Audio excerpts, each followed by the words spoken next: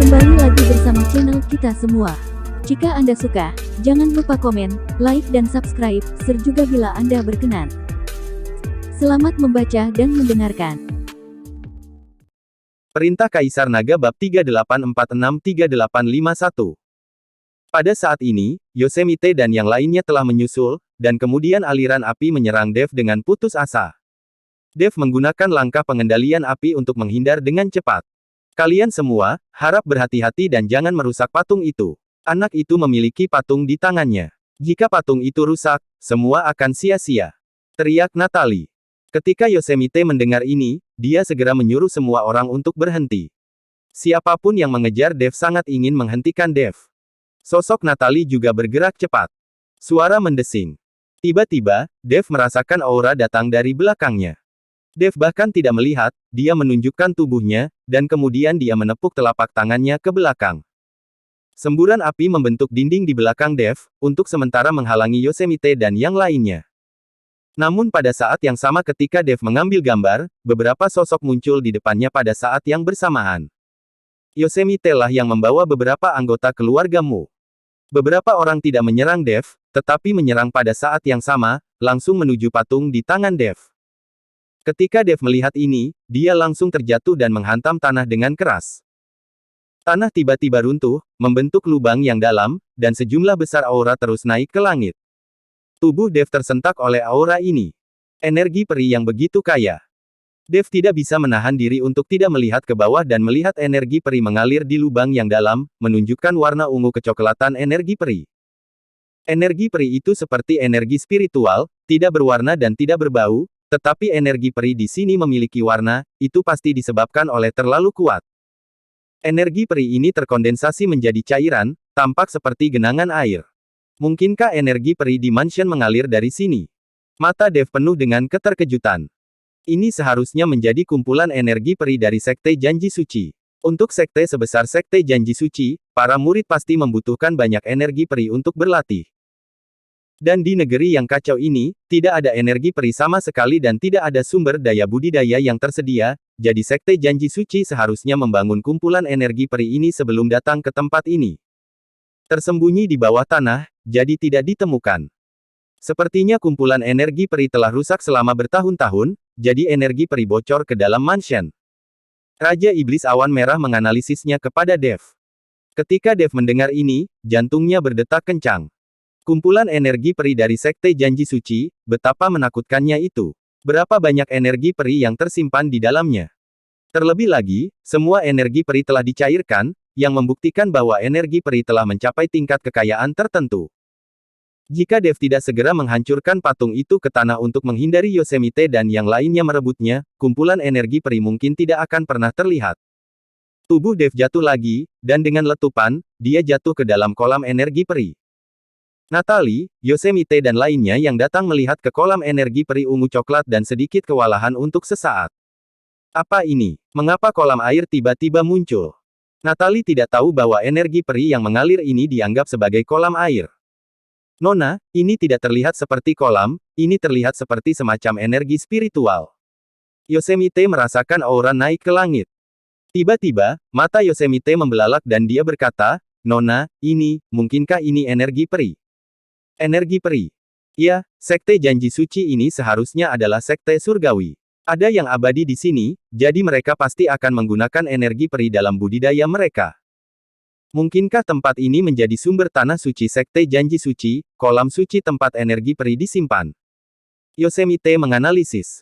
Dia tidak memahami energi peri, dia juga belum mengalami energi peri, jadi dia hanya menebak-nebak. Kirim seseorang untuk mengujinya. Setelah Natalie selesai berbicara, dia melihat ke anggota keluarga Mu dan berkata, pergi dan ujilah. Nona, saya tidak tahu apa-apa tentang keabadian. Kata anggota keluarga Mu. Saat ini, keluarga Mu telah lama memarahi ibu mereka karena memilih diri mereka sendiri dalam setiap petualangan. Kamu tidak perlu mengerti, turun saja dan uji, apakah ada bahayanya. Kemudian anggota keluarga Mu tidak punya pilihan selain melompat dengan hati-hati dan kemudian jatuh menuju kolam energi peri. Tapi begitu dia melakukan kontak dengan kumpulan energi peri, aura ganas menghantam dantian anggota keluarga Mu. Dalam sekejap, anggota keluargamu meledak dan mati. Melihat adegan ini, Natalie dan Yosemite kaget. Apa yang terjadi? Munaihi bertanya dengan bingung. Ini telah menyentuh titik buta pengetahuannya. Yosemite juga bingung. Dia hanya menebak bahwa ini adalah energi peri. Sekarang, begitu seseorang turun, orang itu meledak dan mati, yang membuat Yosemite tidak berani berbicara omong kosong lagi. Mengapa bocah Dev itu terjatuh ke dalamnya dan tidak terjadi apa-apa? Beberapa orang berdiri, dan tidak ada yang bisa menjelaskannya dengan jelas. Nona, tidak mungkin kita bisa terus seperti ini. Yosemite mengerutkan kening dan berkata, lalu apa yang harus kita lakukan? Bagaimana jika Dev itu keluar segera setelah kita pergi? Nona, menurutku kita semua tidak perlu tinggal di sini. Saya akan memimpin orang untuk tinggal di sini, dan Anda bisa pergi ke tempat lain. Jika Anda bertemu dengan orang-orang suci dari Istana Guanghan, tangkap mereka secara langsung. Saya tidak pikir Dev ini sangat peduli dengan orang-orang suci ini. Jika saatnya tiba, kita dapat menggunakan orang-orang suci ini sebagai alat tawar-menawar untuk memeras Dev agar muncul dan menyerahkan patung itu. Natalie berpikir sejenak, lalu mengangguk dan berkata, oke, itu dia. Kamu harus mengawasinya. Begitu Dev muncul, kamu harus segera memberitahuku. Iya, Yosemite mengangguk. Natalie pergi, hanya menyisakan Yosemite dan orang-orangnya yang menunggu di sini. Saat ini, Dev sedang terjatuh ke dalam kolam energi peri. Akhirnya, Dev langsung tenggelam ke dalam kolam. Ke dasar kumpulan energi peri.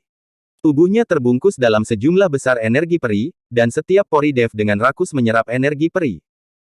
Dev tidak tahu level apa yang akan dia capai setelah menyerap energi peri dalam jumlah besar sejauh ini bisa ditingkatkan.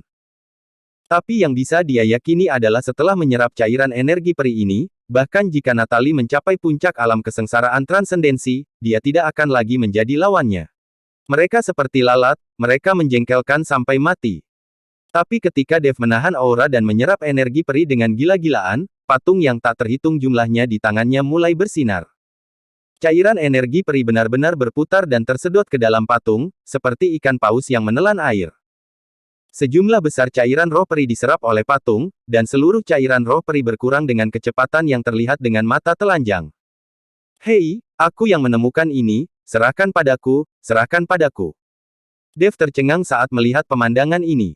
Tapi patung itu tidak berhenti, tapi masih menyerapnya. Dev menamparkan patung itu 2 kali karena marah, tapi tidak ada gunanya sama sekali. Cairannya semakin berkurang, dan Dev menjadi cemas. Dan dia hanya bisa khawatir. Yosemite di atas, melihat genangan air di depannya semakin berkurang, dan dia segera memberitahu Natalie tentang fenomena aneh ini.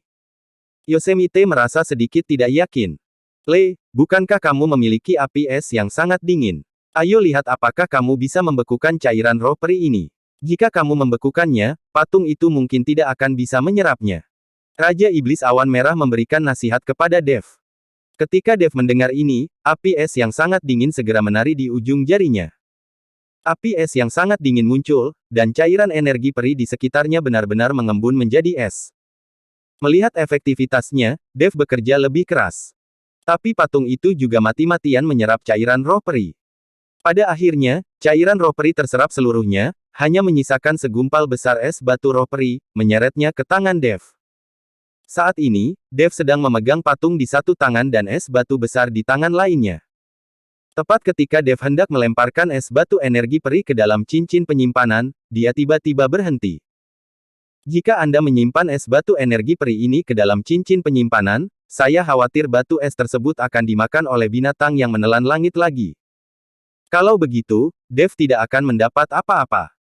Tepat ketika Dev bertanya-tanya apakah dia harus memasukkan es batu energi peri ke dalam cincin penyimpanan, Yosemite datang bersama anak buahnya untuk membunuhnya. Yosemite berada di atas, melihat tatapan aneh Dev, dan bingung. Tapi tidak peduli apa, dia bertekad untuk mendapatkan patung itu kembali. Nak, kembalikan patung itu kepadaku, dan aku akan mengampuni nyawamu. Yosemite datang bersama beberapa anggota keluargamu dengan niat membunuh. Ketika Dev melihat ini, dia tidak bisa menahan cemberutnya. Kemudian dia dengan lembut melemparkan es batu energi peri di tangannya, dan kemudian api putih menari-nari di telapak tangannya. Api es yang sangat dingin. Dev menyerang dengan telapak tangan. Kabut yang sangat dingin dalam jumlah yang tak terhitung jumlahnya mengalir menuju Yosemite dan yang lainnya. Yosemite mendengus dingin dan bersatu dengan beberapa anggota keluarga Mu untuk meluncurkan telapak tangan yang menyala bersama-sama. Nyala api menghilang melawan kabut putih dingin. Namun tak lama kemudian, pemandangan yang mengejutkan Yosemite dan yang lainnya muncul. Saya melihat nyala api yang berkobar, dan setelah bertabrakan dengan kabut dingin, bahkan apinya pun langsung membeku. Nyala api semuanya membeku, tidak mampu mengeluarkan gelombang panas sedikit pun. Seorang anggota keluarga Mu yang berada di dekat bagian depan sedikit tersentuh oleh kabut dingin, dan seluruh lengannya langsung membeku. Tepat dalam kilatan petir, lengan biksu itu terlepas. Dia mati membeku karena kabut dingin ini. Kabut dingin sangat menakutkan, cepat mundur. Yosemite terkejut saat melihat ini, dan buru-buru memimpin orang-orangnya mundur. Dev memanfaatkan kesempatan itu, melompat dan langsung melarikan diri. Dev melihat patung di tangannya, dia berharap dia bisa membakarnya. Cairan roh peri yang akhirnya dia temukan diserap oleh patung ini. Melihat Dev melarikan diri lagi, Yosemite berteriak dengan marah, "Ikuti aku, jangan biarkan dia lari." Yosemite berteriak dan memimpin orang-orangnya untuk mengejar dengan cepat. Dev bahkan lebih lambat sekarang. Bahkan dengan langkah pengendalian api, dia tidak dapat melarikan diri dengan cepat. Segera, Yosemite dan orang-orangnya semakin dekat, mata semua orang ini merah, dan kemudian mereka mengeluarkan aliran api. Nyala api terjalin dan berubah menjadi jaring api besar, menutupi Dev. Ketika Dev melihat ini, dia juga berkeringat banyak. Segera, jaring api membungkus Dev, dan Yosemite mencibir, "Mari kita lihat bagaimana kamu bisa melarikan diri." Yosemite dan yang lainnya dengan cepat mengendalikan jaring api mengencangkan. Pada saat yang sama, api terus membubung di sekitar tubuh Yosemite, dan api di jaring api meluas dengan cepat. Dev tidak berdaya, dan bintang-bintang asli di tubuhnya berkedip-kedip. Udara yang sangat dingin menyebar dari seluruh tubuh Dev. Ketika jaring api disentuh, jaring itu langsung membeku. Kemudian jaring api itu rusak, dan Dev melarikan diri lagi. Ketika Yosemite melihat ini, dia langsung mengutuk. Dia akhirnya berhasil mengendalikan Dev, tetapi Dev melarikan diri lagi. Dia benar-benar tidak mengerti apa yang terjadi pada Dev. Metode macam apa itu? Bahkan apinya bisa dibekukan oleh es. Ini sungguh keterlaluan. Dev terus melarikan diri, dan Yosemite memimpin anak buahnya untuk mengejarnya. Hal ini membuat Dev sangat cemas. Natalie tidak ada di sini. Jika Natalie juga mengambil tindakan, Dev tahu bahwa dia tidak akan bisa melarikan diri. Alasan utamanya adalah patung ini terlalu sulit untuk dimasukkan ke dalam cincin penyimpanan. Jika kamu tidak ingin aku melihat warisan sekte janji suci, aku akan menghancurkanmu hingga berkeping-keping. Dev memandang patung itu tanpa daya dan berkata. Tanpa diduga, begitu Dev selesai berbicara, patung itu menatap tajam ke arah Dev. Dev mengira dia terpesona, tetapi ketika dia melihat lebih dekat, dia menemukan bahwa patung itu sedang menatapnya. Persetan, Dev terkejut. Hei, sudah kubilang itu bukan patung, itu manusia, makhluk hidup. Kalau kamu memarahinya, apakah dia akan bahagia? Kata Raja Iblis Awan Merah pada Dev. Dev juga tidak bisa berkata-kata. Kumpulan energi peri yang akhirnya dia temukan diserap oleh patung ini. Tidaklah cukup jika hanya mengutuk. Tepat ketika Dev kelelahan secara fisik dan mental dan Yosemite hendak menyusulnya, mansion lainnya muncul. Dev tidak ragu-ragu sama sekali dan langsung bergegas ke depan. Dev tahu bahwa pasti ada formasi di mansion ini. Dev memiliki mata langit dan kegelapan dan dapat melihat pola formasi tersebut. Selama dia bisa memasukinya, Yosemite dan yang lainnya dapat diblokir untuk sementara oleh formasi tersebut. Begitu Dev bergegas ke dalam mansion, formasi di dalam mansion tiba-tiba aktif, dan seberkas cahaya datang ke arah Dev. Aura yang kuat sekali, formasi ini terlalu kuat, aku khawatir itu tidak bisa dipatahkan. Raja Iblis Awan Merah mau tidak mau berkata. Dev juga merasa bahwa formasi di mansion ini terlalu menakutkan, berkali-kali lebih kuat daripada formasi murid biasa di luar. Kali ini, Dev panik. Dia khawatir dia tidak bisa menembus formasi tersebut. Jika formasi tersebut menjadi bumerang, bukankah dia akan terjebak dalam jebakan? Tepat ketika Dev panik, seberkas cahaya langsung mengenai patung itu. Segera, formasi perlahan menutup, dan Dev bisa masuk tanpa cedera. Hal ini mengejutkan Dev, tetapi Raja Iblis Awan Merah menjawab dan berkata, formasi ini pasti mengenali aura patung itu, jadi kemudian ditutup dan mengizinkanmu masuk.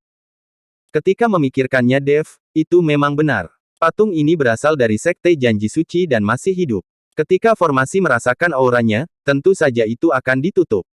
Tepat setelah Dev masuk ke dalam mansion, Yosemite dan anak buahnya juga mengejarnya. Melihat bahwa Dev tidak kesulitan memasuki mansion, dia pun bergegas masuk. Tapi begitu dia masuk, dia terlempar oleh cahaya keemasan yang keluar dari formasi.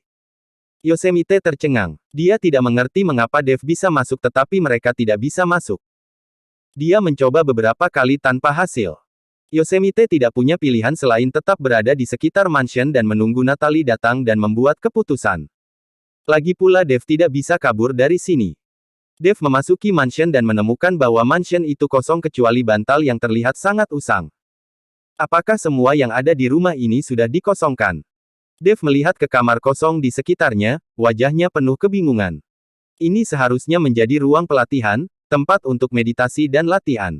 Tentu saja tidak akan ada apapun di sana. Apakah Anda tidak melihat bantal meditasi di lantai? Kata Raja Iblis Awan Merah. Sungguh sia-sia menggunakan aula sebesar ini hanya untuk meditasi dan latihan. Ada juga formasi sihir yang sangat kuat yang dipasang di luar. Saya benar-benar tidak mengerti apa yang dipikirkan oleh kepala sekte janji suci. Dev berkata tanpa berkata-kata. Anak bodoh, apa yang kamu tahu? Tiba-tiba, sebuah suara terdengar, dengan sedikit ketidaksenangan. Sial, siapa itu? Dev dengan cepat melihat sekeliling. Seharusnya tidak ada orang yang berbicara di aula kosong ini. Setelah melihat sekeliling dan tidak menemukan siapapun, Dev buru-buru bertanya kepada Raja Iblis Awan Merah, Senior, siapa yang baru saja berbicara? Raja Iblis Awan Merah tidak berbicara, tapi mengedipkan mata ke arah Dev dengan putus asa, seolah dia takut akan sesuatu. Ketika Dev menyadari ada yang tidak beres dengan Raja Iblis Awan Merah, dia melihat telapak tangannya dan langsung terkejut. Entah kapan, patung itu berubah menjadi manusia hidup. Orang ini memegang slip giok di tangannya, mengenakan jubah emas, dan terlihat sangat muda. Namun, pria ini sepertinya tidak bisa bergerak dan masih ditahan oleh Dev. Dev terkejut dan membuangnya, melemparkan pria itu ke lantai. Junior bodoh, kamu harus melemparku. Cepat letakkan aku di atas bantal itu. Pria itu berteriak pada Dev dengan wajah marah. Dev memandang pria itu dan berkata dengan ekspresi bingung di wajahnya, siapa kamu? Mengapa saya harus mendengarkanmu? Lagi pula, melihat usiamu, kamu tidak jauh lebih tua dariku. Beraninya kamu memanggilku junior. Saya adalah pemimpin sekte janji suci. Saya telah hidup selama puluhan ribu tahun. Apa salahnya menyebut Anda junior? Pria itu menatap Dev dengan marah, setelah menjadi abadi, penampilan Anda dapat diubah sesuka hati, tapi kamu masih mengandalkan penampilan untuk mengetahui usia, sungguh sangat bodoh. Brengsek. Dev terdiam beberapa saat. Pemimpin sekte janji suci yang telah hidup selama puluhan ribu tahun ini memang bisa menyebut Dev seorang junior. Dev segera meletakkan pemimpin sekte janji suci di atas bantal. Tepat setelah duduk di atasnya, pemimpin sekte janji suci tampak lega, dan tangannya mulai bergerak perlahan.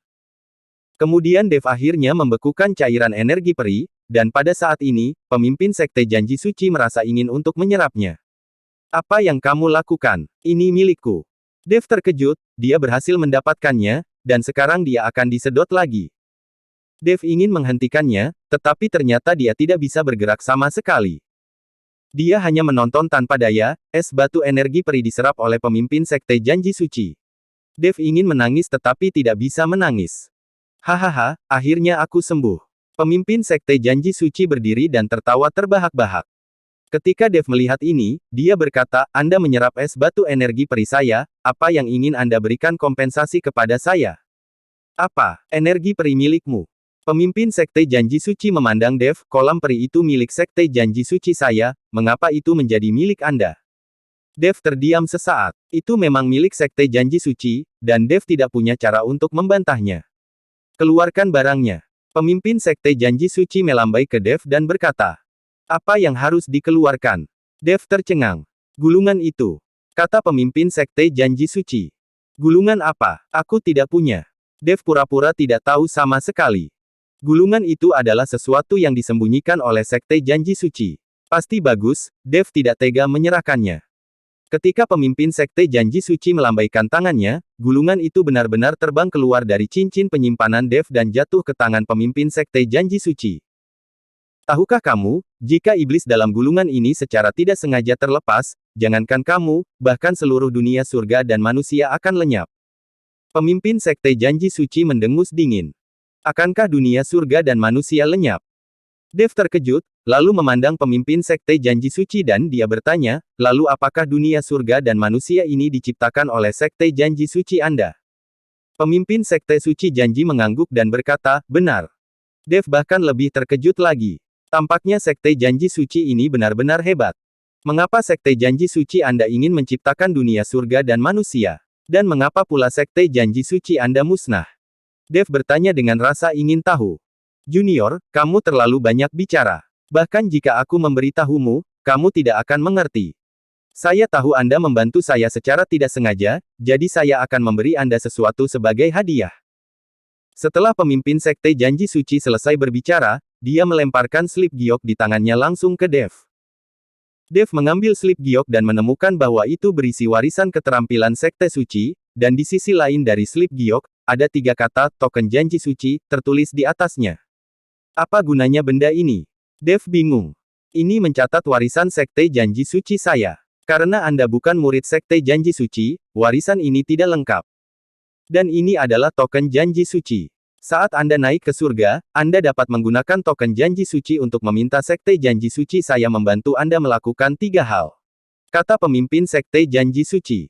Apakah ini berarti warisannya tidak lengkap? Tanya Dev. Tentu saja, jika saya mati, Anda akan mendapatkan warisan yang lengkap. Sekarang saya belum mati, dan Anda bukan murid Sekte Janji Suci, bagaimana Anda bisa mendapatkan warisan yang lengkap? Pemimpin Sekte Suci Janji menjelaskan. Lalu apa gunanya token janji suci ini? Sekte Janji Suci Anda telah dimusnahkan, dan Anda adalah satu-satunya komandan yang tersisa. Di mana saya dapat menemukan Anda untuk melakukan 3 hal? Dev terdiam. Token janji suci ini tidak ada gunanya sama sekali. Itu tidak terjangkau seperti cairan energi spiritual peri. Jangan khawatir. Sekarang setelah aku pulih, Sekte Janji Suci pasti akan mendapatkan kembali kejayaannya. Token janji suci inilah yang diinginkan banyak orang. Beraninya kamu mengatakan itu tidak berguna. Pemimpin Sekte Janji Suci berkata dengan marah.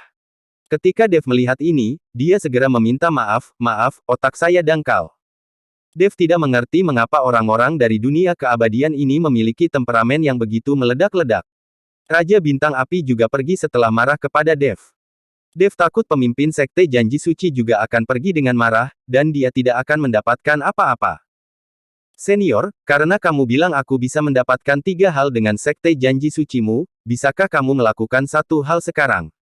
Dev bertanya. Apa yang harus dilakukan? Pemimpin Sekte Janji Suci tercengang. Aku sedang diburu. Pertama-tama kamu bunuh orang yang mengejarku, yaitu Aliansi Penyegelan Iblis, dan semua orang pengikut Aliansi Penyegelan Iblis. Bagaimanapun, dunia surga dan manusia ini diciptakan oleh Sekte Janji Suci Anda. Anda dapat dianggap sebagai penguasa dunia surga dan manusia. Anda dapat melakukan ini hanya dengan lambaian tangan Anda. Dev berkata kepada pemimpin Sekte Janji Suci. Dev kecewa dengan Aliansi Penyegelan Iblis. Dia memiliki kesempatan ini untuk menghancurkan Aliansi Penyegelan Iblis secara langsung, dan dia akan bebas mulai sekarang. Pemimpin Sekte Suci Janji memutar matanya ke arah Dev dan berkata seolah-olah dia adalah orang bodoh, meskipun dunia surga dan manusia ini adalah dunia yang diciptakan oleh Sekte Janji Suci saya tidak dapat ikut campur dalam urusan dunia surga dan manusia. Inilah adalah jalan surga. Ini bukanlah dunia yang aku ciptakan. Aku bisa mengubah dunia ini sesuka hati, atau bahkan menghilangkannya. Tidak masalah jika itu adalah ruang rahasia. Ini adalah dunia, dan saya tidak bisa melanggar perintah surga. Meski kamu lemah seperti semut di hadapanku, aku tidak bisa mengubah nasib kalian semut. Ketika Dev mendengarkan kata-kata pemimpin Sekte Janji Suci, dia sepertinya mengerti. Melihat ekspresi Dev, pemimpin Sekte Janji Suci melanjutkan, Master yang mengendalikan alam semesta dan galaksi dapat meruntuhkan banyak sekali bidang dan dunia hanya dengan 1 kali bersin, apalagi dunia kecil surga dan manusia ini. Tapi dia tidak bisa melakukan itu. Semuanya harus mematuhi reinkarnasi langit dan bumi. Justru karena dunia surga dan manusia ini dibuka oleh Sekte Janji Suci saya, maka kita tidak bisa ikut campur dalam urusan dunia surga dan manusia. Setelah pemimpin Sekte Janji Suci selesai berbicara, sosoknya tiba-tiba menghilang. Seluruh aula kosong, bahkan bantalnya pun hilang. Hei, kenapa kamu pergi begitu saja? Aku belum selesai bertanya.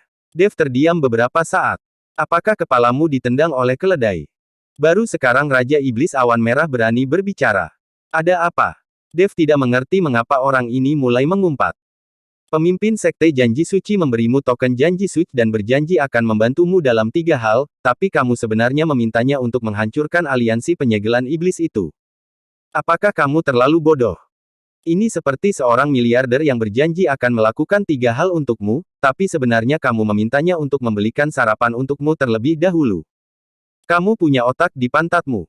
Raja Iblis Awan Merah akan dibuat marah sampai mati oleh Dev. Lalu apa yang harus aku lakukan? Aku tidak bisa menghadapi aliansi penyegelan iblis sekarang, kata Dev. Kamu bantu aku mengumpulkan semua tulangku.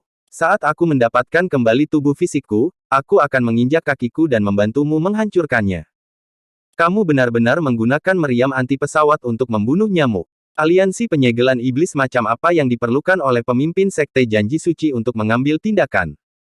Kemana kamu tahu perginya wajah lama pemimpin Sekte Janji Suci? Raja Iblis Awan Merah terdiam beberapa saat. Bersambung.